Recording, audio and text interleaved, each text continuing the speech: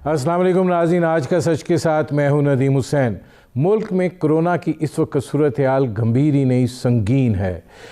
Corona के मुस्बित cases की शरह जो है वो अब 10% से 18% तक पहुंच चुकी है।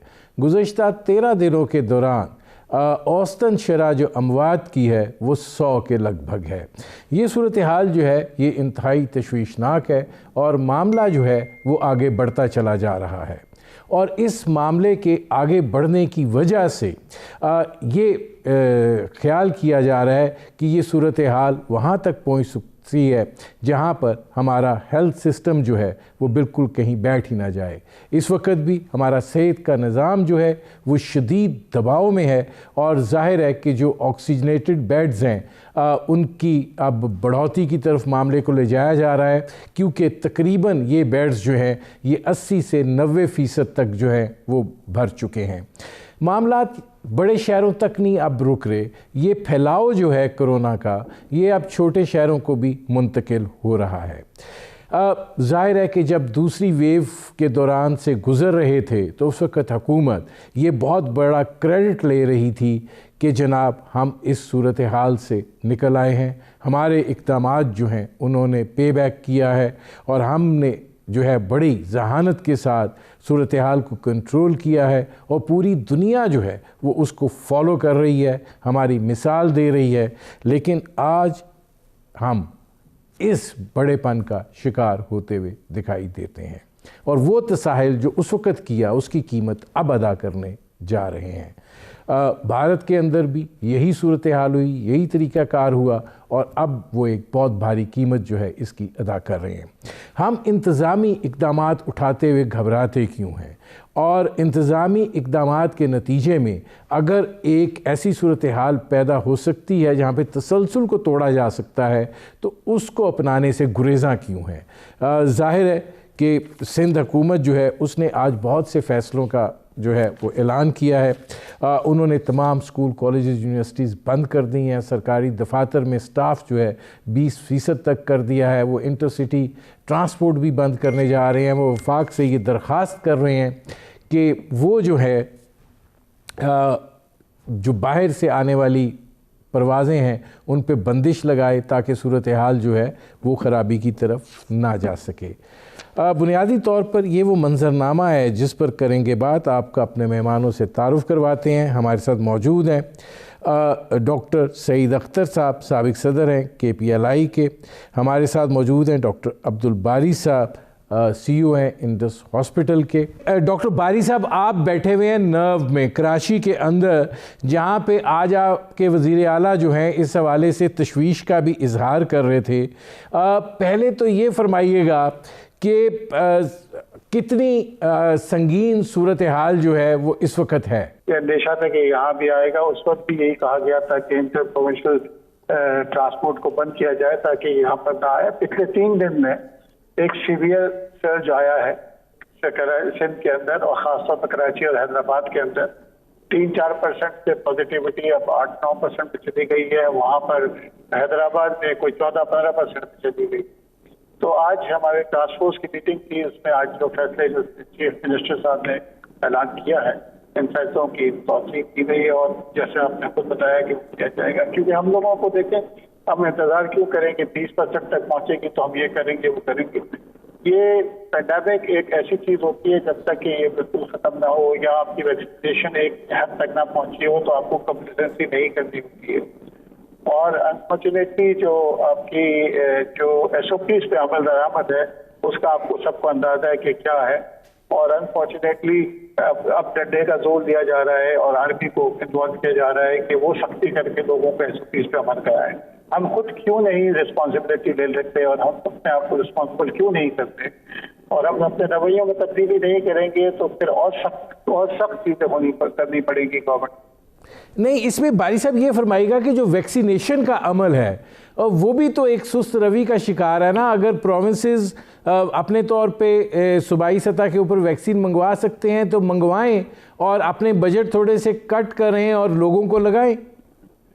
नहीं, सूरत हाल नवीन भाई, बात यह है कि सूरत हाल जो है ना सप्लाईज की भी बड़ी वो है क्योंकि ये सप्लाई एंड डिमांड के इश्यूज बने हुए हैं, वहाँ पर सप्लाईज भी नहीं आ रही है, लोगों को मिल नहीं रही है। जो वैक्सीन है, जो देखे आप एस्ट्राजेनेका जो है ना, जो इंडिया में होती है, उन्होंने उसको एक्सपोर्ट को बैन किया हुआ है।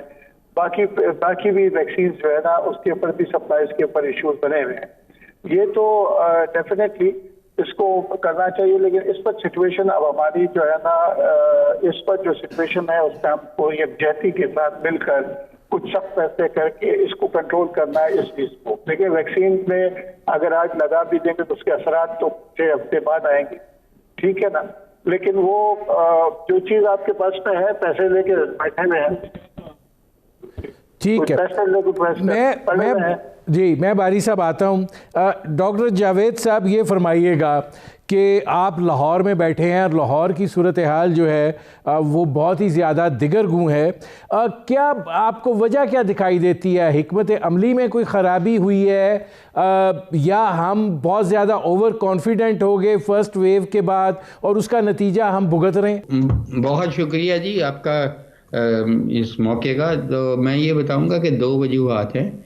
एक वजह तो ऐसी है कि जिसके बारे में हम सिर्फ दुआई कर सकते हैं, और वो ये है कि बेसिकली जो वायरस है वो अपनी साख्त को बदल रही है, उसमें म्यूटेशंस भी आ रही हैं और वेरिएशंस भी आ रही हैं। और जो लेटेस्ट आई है वो इंडिया से आई है, डबल म्यूटेंट वायरस, और उससे पहले साउथ अफ्रीकन, उससे ब्राज़ील, और उससे पहले B117 जो 17 वेरिएशंस और म्यूटेशंस आई यूके की वेरिएंट जो है, उसकी वजह से वायरस का जो लगने का एक कुव्वत थी, उसकी जो चांसेस थे वो डबल हो गए ऑलमोस्ट। और दूसरा बच्चों को भी इफेक्ट करना शुरू कर दिया, और तीसरा उसकी वजह से विरुलेंस भी ज़्यादा हो गई। तो जैसे मैंने शुरू में कहा कि इसकी तो हम दुआई कर सकते हैं कि ये म्यूटेट ना करे या इतनी हार्मफुल वायरस ना बने, तो लेकिन जो दूसरा हिस्सा है वो उसमें हम सब कुछ कर सकते हैं। वो है अपनी ज़िंदगी में तब्दीली लाना और हजूमों पे नहीं जाना, कहीं भी जहाँ लोग ज़्यादा वहाँ नहीं जाना, मास्क हर वक्त 100% लगा के रखना, हाथ बार बार धोना, और उसके अलावा अननेसेसरली घर से नहीं निकलना या दफ्तर से नहीं। अगर आप घर से दफ्तर का काम कर सकते हैं तो वो करें। तो ये वजह दोनों मिलके ये वजह बनी है, और ये सिर्फ पाकिस्तान नहीं, इस पूरे खित्ते में इस वक्त बहुत ज़्यादा एस्केलेटिव। डॉक्टर साहब, आपने जो कहा कि दुआ कर सकते हैं आप, जो पहला मरला है वो ज़्यादा ख़तरनाक बात आपने कर दी कि ये म्यूटेट कर रहा है, डबल वेरिएंट है। तो जो हम वैक्सीन मंगवा रहे हैं वो तो क्या वो इस वेरिएंट के लिए काफ़ी है, इसका तदारुक कर सकती है? क्योंकि ये वो भी तो तजर्बाती अमल ही है, तो ये तो बड़ी ख़तरनाक बात होगी। देखें, इस वक्त नदीम साहब, जो इस वक्त तक वैक्सीन मंजर आम पे आई हैं और जिसका हमने खुद ट्रायल कर रहे हैं और कर चुके हैं, चाहे वो कैंसाइनो थी, चाहे ZF2001 थी, चाहे लिवियन की थी, ये अभी तक हम इनको ऑब्ज़र्व कर रहे हैं और ये अभी तक मुअस्सर हैं। लेकिन वैक्सीन किसी से भी, दुनिया की कोई भी वैक्सीन ऐसी नहीं है कि हम कह सकें वो 100% आपकी मुफीद है। देखें, जो वैक्सीन का ट्रायल हमने 18,000 लोगों में किया था, उसका रिज़ल्ट ये आया था कि 75% उसने प्रिवेंट की थी आपकी बीमारी आप में, लेकिन 100% उसने प्रिवेंट की थी सीरियस डिजीज़, यानी कि अगर आपको बीमारी हुई तो वो माइल्ड या मॉडरेट रही और आपकी जान को नहीं खतरा पड़ा और आपको हॉस्पिटलाइज नहीं होना पड़ा, आपको ऑक्सीजन नहीं लगानी पड़ी या वेंटिलेटर नहीं लगाना पड़ा।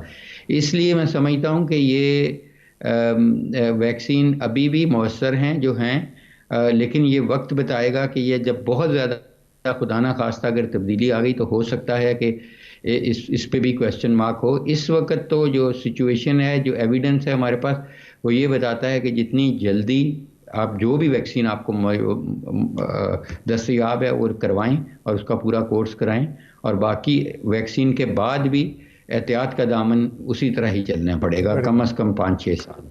अब डॉक्टर सईद अख्तर साहब, आपसे 2 सवाल हैं। पहला सवाल तो यह है कि ये फरमाइए कि चूँकि हम इंतज़ामी मामलात जो हैं उनके अंदर हम तज़ब्ज़ुब का क्यों शिकार हो जाते हैं, क्योंकि वो एक रुकावट, एक बैरियर तो बन सकते हैं एक तसलसल को तोड़ने का। देखिए, ये एक बड़ा इंटरेस्टिंग सवाल है और इसका जवाब तो अहले इक़्तिदार ही दे सकते हैं। जब आप हुकूमत की कुर्सी पे होते हैं तो बहुत मल्टीपल जहतें आपको देखनी पड़ती हैं, यानी डिसीजन मेकिंग कोई आसान काम नहीं है, और ये एक टेस्ट होता है लीडरशिप का कि मुश्किल हालात में मुश्किल डिसीजन कैसे किए जाएं। तो मैं समझता हूँ कि अभी भी वक्त नहीं गुजरा है कि हम अपने जितनी भी एग्रेसिव तरीके से SOPs को एनफोर्स कर सकें। इस वक्त लोगों को भी होश आ जाना चाहिए कि वो पैनिक होकर इधर उधर भागना शुरू कर रहे हैं और अस्पतालों की कैपेसिटीज बढ़नी शुरू हो रही हैं। दूसरा, गवर्नमेंट को जब तक इन सारे गेम में, जब तक हमारी अप्रोच प्रीएम्प्टिव अप्रोच नहीं होगी, हम कभी विन नहीं कर सकते। प्रीएम्प्टिव अप्रोच का मतलब ये है कि इससे पहले कि ऑक्सीजन अब रन आउट कर जाए और लोग ऑक्सीजन के लिए ब्लैक करने लगे, हमें गवर्नमेंट को आज ही, बल्कि एज ऑफ टुनाइट, इस बात का इंतजाम करना चाहिए कि ऑक्सीजन सिलेंडर्स कम नहीं पड़े। यानी वो चीज़ें जहां हमने दुनिया से देखा कि जिसने एक डेस्परेशन क्रिएट की, हमें उस वक्त के आने से पहले ही चीज़ों को करना चाहिए, और जो जहाँ पे जो वैक्सीन अवेलेबल है वो वैक्सीन लगानी चाहिए।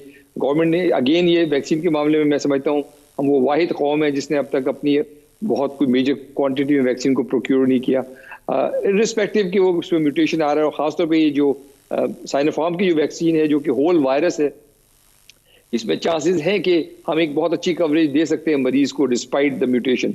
लिहाजा बेस्ट हमारा यही है कि जो जितनी जल्दी वैक्सीन हम लगवा सकें, जितनी जल्दी हम ये जितने भी प्रीएम्प्टिव मेजर्स हैं वो ले सकें, ऑक्सीजन बेड्स की तैयारी कर सकें, ऑक्सीजन इटसेल्फ की बहुत जल्दी हम रन आउट कर जाएंगे ऑक्सीजन के साथ। तो आज ही हमें अपनी इंडस्ट्रियल ऑक्सीजन को मेडिकल ऑक्सीजन की तरफ कन्वर्ट करने में जो वसाइल चाहिए उनको लगाना चाहिए। मैं डॉक्टर साहब आता हूँ वापस। डॉक्टर जावेद साहब, आपने चूँकि जाना है, ये फरमा दीजिए कि इस वक्त हमारा जो दबाव है ज़ाहिर है हॉस्पिटल्स के ऊपर बहुत ज़्यादा है, ऑक्सीजन सप्लाई जो है उसको भी मेंटेन करना है, वैक्सीनेशन हम जो इतनी 22 करोड़ के मुल्क में 40-50 लाख डोजेस जो हैं वो क्या मानी रखते हैं।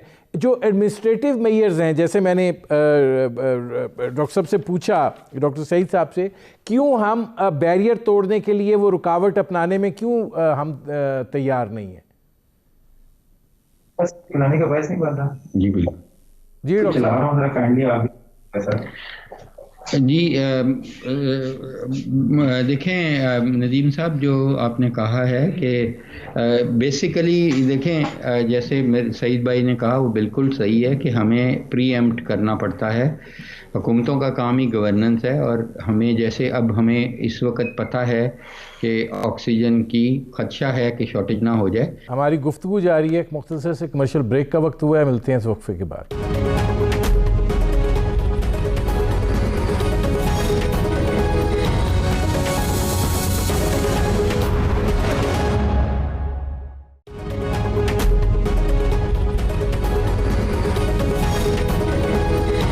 Welcome back. अच्छा, इसमें अब डॉक्टर बारी साहब ये फरमाइएगा कि ब्रेक पर जाने से पहले जो बात हो रही थी, क्या हम जो देखें ऑक्सीजन ज़रूरी है, बाकी चीज़ें ज़रूरी हैं, बेड ज़रूरी हैं, अस्पतालों की कैपेसिटी बढ़ाना ज़रूरी है, लेकिन आपके कुछ मेजर्स हैं, जैसे आज चीफ मिनिस्टर कह रहे थे बाहर से आने वाली फ़्लाइट्स को बंद कर दें।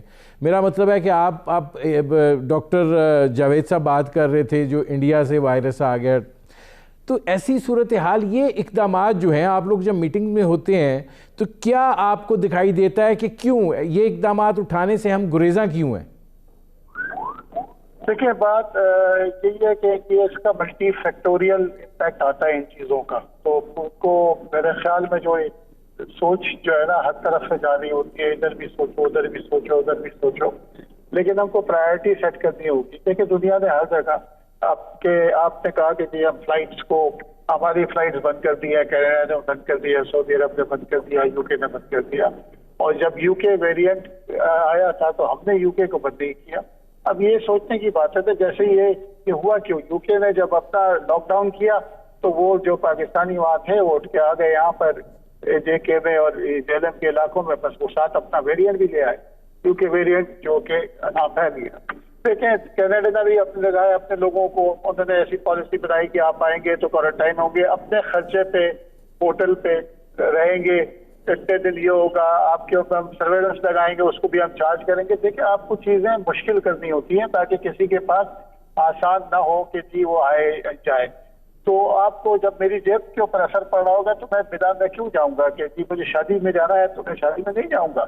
मैं कहूंगा कि भाई जी अब आप सादगी से करें अगर करनी है तो इसलिए हमको कुछ ऐसे सख्त मेजर्स देने चाहिए और दे और मल्टीपल जब ज्यादा लोग बैठे होते हैं और कुछ जगहों के प्रायोरिटी जो होती है ना आपको देनी होती है उन लोगों के ऊपर जो एक्सपर्ट है, जो उसके एक्सपर्ट्स हैं, जो है ना एक्सपर्ट्स हैं, जैसे कि अभी मेडिकल के आपकी पब्लिक हेल्थ के लोग हैं, उनकी उनकी उनकी जो सजेशंस हैं उनको प्रायोरिटी देना जरूरी है। उनको देख लें और मैं ये नहीं कहता हूँ कि आपकी क्वांटिटी को ना देखें, जरूर देखें, लेकिन आपको वेयर एंड बैलेंस करना पड़ता है कि कहाँ किस में फायदे ज्यादा हैं और नुकसान ज्यादा है, उसके ऊपर फैसला करें। चलो तो मैं आता हूँ बारी साहब। इसमें डॉक्टर सईद अख्तर साहब ये फरमाइएगा कि डॉक्टर जावेद इकराम साहब तो दुआ की बात कर रहे थे, लेकिन अब मामला जो है वो दुआ से आगे निकलता हुआ दिखाई दे रहा है। ये जो सिलसिला है, अब वैक्सीन का क्या किया जाए, क्योंकि हुकूमत जो है वो तो चाइना से मंगवा रही है और जाहिर है कि चाइना जो है उस की वैक्सीन के अलावा जो ज़राए हैं उसके लिए वसाइल चाहिए। अब क्या इसका अपनाया जाए, क्योंकि असल चीज़ तो वैक्सीन है। जी ऐसे ही देखिए, वैक्सीन भी है, लेकिन अभी भी मैं एक बात फिर दोबारा रिपीट करता हूँ कि चूंकि वैक्सीन की रिलायबिलिटी भी एक थोड़ा सा क्वेश्चन है या नहीं है, और वैक्सीन की अवेलेबिलिटी भी फॉर नाउ नहीं है। असल अभी भी जो फाइट करने का जो तरीका है ना वो कंटेनमेंट है, और कंटेनमेंट का मतलब है कि complete follow up on SOPs, complete isolation, और अगर ज़रूरत पड़ती है तो इवन कर्फ्यू लाइक सिचुएशन को भी एक हफ्ते के लिए कम से कम नाफिज करके इस वबा की कम से कम कमर तोड़ें, ताकि जिस रफ्तार से बढ़ रही है। इसमें एक और बड़ी इंपॉर्टेंट चीज़ आपको डिस्कशन में लानी पड़ेगी कि जो हेल्थ केयर प्रोफेशनल्स हैं ये एक बिल्कुल अपनी एग्जॉशन की कैफियत को पहुंच चुके हैं, और अभी तक हम majority of the health care professionals को, खासतौर पर जो यंग बच्चियां हैं या दूसरे लोग जो नॉन डॉक्टर्स हैं, वहाँ पैरामेडिकल स्टाफ है, उनको वैक्सीनेट नहीं कर पाए हैं 100% कंप्लीशन के साथ। तो हमें बड़ी जरूरत है कि ये तो ठीक है कि हम उस सतह तक पहुंच चुके हैं, लेकिन अब गुजारिश ये है कि अब क्या करना है, क्योंकि देखें हेल्थ सिस्टम पे प्रेशर है। जो हम जब लॉकडाउन की बात की जाती है या रुकावट डालने की बात की जाती है, ये इंतज़ामी फ़ैसले इस तरफ आता नहीं है कोई। वो ये कहते हैं कि जी गरीब का क्या होगा, उसका क्या होगा। क्या ये फिर एक्सेप्टेबिलिटी है कि ठीक है कोरोना जिसको होता है हो जाए, जो जिसकी डेथ हो रही है, जो वैक्सीन लग सकती है वो लगा दो, कोई स्पेशल अरेंजमेंट्स उसके हवाले से नहीं है, और बाकी जो है वो बस चलता रहे सिलसिला। नहीं देखें, ये तो ऐसे ही लग रहा है कि जैसे जो आप फरमा रहे हैं, लेकिन ये हल तो नहीं हुआ ना इसका। देखिए हल इसका यही है कि अगर आपको, और हम जब भी कोई डॉक्टर हजरात या जो भी हमारी डिफरेंट फोरम ने ये बात की है कि हम लॉकडाउन करने की बात करते हैं, तो वो कोई हम महीनों की बात नहीं कर रहे हैं, हम हफ्ता 2 हफ्ता वो उस सख्ती की बात कर रहे हैं जिससे कि वो वबा की कमर को तोड़ा जा सके और उसकी जो स्प्रेड रेट को, उसकी जो फैलने के अंदाज को कम किया जा सके।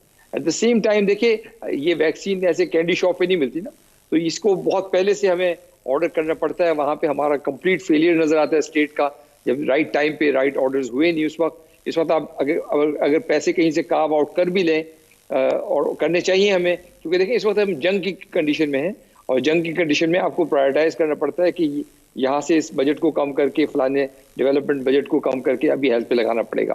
तो ये गवर्नमेंट को इसकी तरफ फोकस करना चाहिए और अपनी मैक्सिमम एफर्ट जो है वो इस पे वैक्सीन को खरीदने पे लगानी चाहिए। लेकिन मैं सिर्फ ये कह रहा हूँ कि वैक्सीन अगर होल हार्टेडली सिंसियरली भी गवर्नमेंट खरीदने की कोशिश करेगी इस पॉइंट पे, तो उसकी अवेलेबिलिटी मसला है। उसकी अवेलेबिलिटी इवन वेस्टर्न कंट्रीज के लिए जिनके पास पैसा कोई इशू नहीं है, बहुत बड़ा मसला है। तो ये इस वक्त हम बहुत डिफिकल्ट सिचुएशन में आ चुके हैं अपनी नादानी की वजह से कि हमने राइट टाइम पे वैक्सीन को ऑर्डर नहीं किया। वैसे मतलब ये गवर्नमेंट का सबसे बड़ा फेलियर। अच्छा, इसमें डॉक्टर बारी साहब ये फरमाइएगा कि ग्राफ जो है उसको आप कैसे आगे देख रहे हैं, इन इक़दामात को भी मद्देनज़र रख लें जो हुकूमतें ले रही हैं, सूबाई हुकूमतें ले रही हैं, वफाक ले रहा है, और फिर वैक्सीन की सूरत हाल और उसकी जो सप्लाई है उसको भी मद्देनज़र रख लें, तो आपको क्या दिखाई देता है आने वाले हफ्तों में? देखिए अभी तो ग्राफ स्टीप, मतलब ये चढ़ाई का ग्राफ चढ़ रहा है, आगे चढ़ रहा है, और अगर हमने सही फैसले सही वक्त पे नहीं किए तो ये सही फैसले सही वक्त पे नहीं किए तो हमें इसके नताइज भुगतने पड़ेंगे। अल्लाह ना करे कि वो सूरत हाल हो जो कि वहाँ पर रहे, अपने इंडिया में रहे। और मेरी दुआ है कि वहाँ पर भी अल्लाह ताला जो है ना अपना करम करे इंसानियत के ऊपर और तमाम दुनिया एक बने इंसानी के ऊपर से इस वबा से जान छुड़ाए। और लेकिन हमको सही वक्त पे सही फैसले बड़े इंपॉर्टेंट होते हैं। देखिए पैंडेमिक के अंदर जो है ना ये कंप्लेसेंसी कभी भी नहीं हो सकती जब तक है। आपने उसका देखा एग्जाम्पल न्यूजीलैंड का, जब उसका आखिरी मरीज खत्म हो गया तब उन्होंने सेलिब्रेट किया। हम तो जब थोड़ा सा नीचे आते हैं हम बगले बजाना शुरू कर देते हैं। मेरे पास आखिरी 30-40 सेकंड है। डॉक्टर सईद अख्तर साहब क्या सजेस्ट करेंगे, क्या इस वक्त किया जाए? देखिए इस वक्त तो जो करने की चीज़ है वो ये है कि इसको जो भी कंटेनमेंट मेजर्स हैं उनको फ़ौरन किया जाए। जहाँ जहाँ हमें शक है वहाँ पे सख्ती के साथ चीज़ों को रोका जाए, लोगों के मिक्स होने को। फिर साथ में लोगों से मैं ये अपील करता हूँ, गवर्नमेंट से तो अब मैं क्या कहूँ, लेकिन लोगों से अपील करता हूँ कि खुदा के वास्ते अपने हाल पे रहम करें। क्योंकि कल जब आप ही बीमार होंगे और आप ही हॉस्पिटल जाने लगेंगे तो आपको बेड नहीं मिलेगा। लिहाजा अपने आप पे, अपने बच्चों पे रहम करें, अपने घर वालों पे रहम करें और ये SOPs को स्ट्रिक्टली फॉलो करें। और जो गैर ज़रूरी मिक्सिंग है, शादियाँ वगैरह भी नहीं होनी चाहिए। गवर्नमेंट को भी चाहिए कि जो तकरीबात डिफरेंट मंसूबों की कर रहे हैं, इफ्तिताह वगैरह की, उनको रोकें भी फ़िलहाल के लिए। ये टाइम वो नहीं है इन चीज़ों का कि जो ये भी की जाए। और फिर सबसे बड़ी इंपॉर्टेंट चीज़ ये कि हमें पूरी एफर्ट अपनी करनी चाहिए वैक्सीन की प्रोक्योरमेंट पे। जो बाई बोरो और स्टील जो भी करना है गवर्नमेंट का, लेकिन वो गवर्नमेंट ही कर सकती है, वो आप प्राइवेट लोगों के हाथ में नहीं छोड़ सकते, नहीं दे सकती। मेरे प्रोग्राम का वक्त ख़त्म हो रहा है। बहुत शुक्रिया डॉक्टर जावेद इकराम साहब, बहुत शुक्रिया डॉक्टर सईद अख्तर साहब, बहुत शुक्रिया डॉक्टर अब्दुल बारी साहब। नाज़रीन आपने हमारे पैनल के शुरका की गुफ्तगू सुनी। अब तक के लिए इतना ही, इजाज़त दीजिए। अल्लाह हाफ़िज़।